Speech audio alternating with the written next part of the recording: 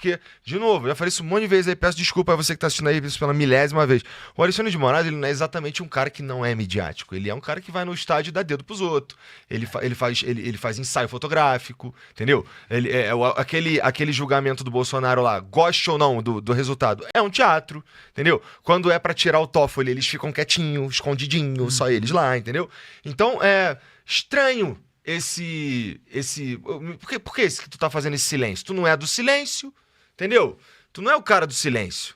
Eu queria saber, me conta aí o que é essa. Porque eu queria confiar em tu, pô. Essa que é a parada. Tu e o Moraes, você tá falando. É, o Moraes. Só pra deixar claro. Eu quero confiar no Moraes, pô. Que eu tô falando todo dia. Entendeu? Porque qual que é a parada? Como é que eu vou confiar num juiz, que é a cara do STF, e o cara tá envolvido no escândalo de grana?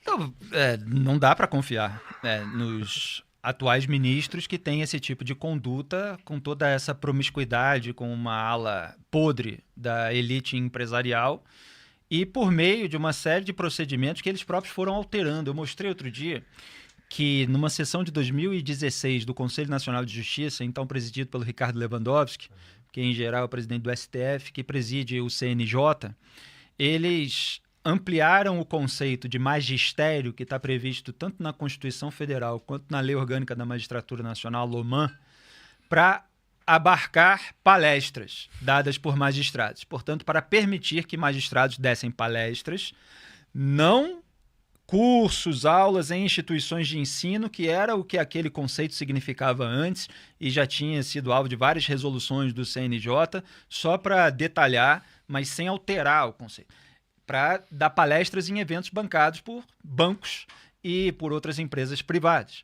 Quando a gente vê todos esses coquetéis, o clubinho do uísque lá, que envolveu o Moraes, o Daniel Vorcaro, dono do Banco Master, o Procurador-Geral da República, Paulo Gonet, o Diretor-Geral da Polícia Federal, Andrei Rodrigues, o Ricardo Lewandowski sempre está presente nesses eventos, estava no evento patrocinado pelo Master, assim como o Toffoli.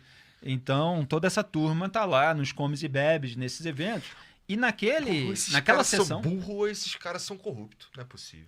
Naquela sessão do CNJ, o Lewandowski, de repente, ainda falou assim, eu tinha visto essa resolução, vocês lembraram de tirar aquela parte que exigia que a gente revelasse os cachês e tal? Ah, não, nós tiramos, excelência e tal, não sei. E aí eles tiraram a obrigação do magistrado de revelar o cachê. Então liberaram palestra e tiraram a obrigação de revelar o cachê. Então isso significa o seguinte, o magistrado, inclusive dos tribunais superiores, ele pode ser contratado por milhões de reais por empresários sob o pretexto de dar uma palestra, só que, na verdade, o empresário está querendo a boa vontade daquele ministro para julgar as ações que correm na corte dele. E a população não tem o direito de saber, se houve o pagamento de cachê, de quanto foi o pagamento de cachê.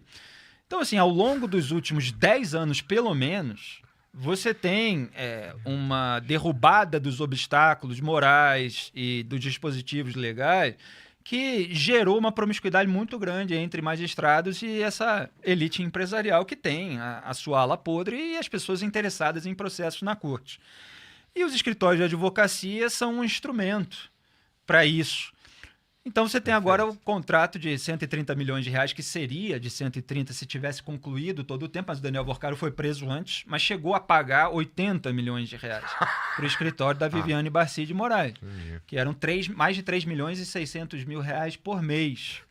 E aí ela, depois de meses de investigação, etc., soltou uma notinha para tentar justificar. E aí é o que você falou, que vocês já conversaram aqui.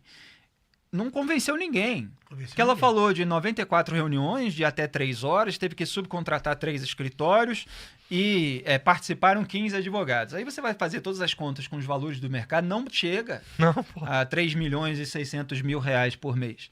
E aí você vai ver os manuais que eles dizem, não, nós fizemos o manual. Isso é muito engraçado. Tem um código de conduta, código de ética do Master. Isso é uma coisa maravilhosa, né? Semana passada, código de ética. Isso. Código de ética do Daniel do Banco Master, que estava no esquema bilionário de fraude, que está gerando um rombo de mais de 41 bilhões de reais da FGC, que enganou 1 milhão e 600 mil investidores. Aí você vai ver, diz que revisou. Tem um monte de erros de revisão.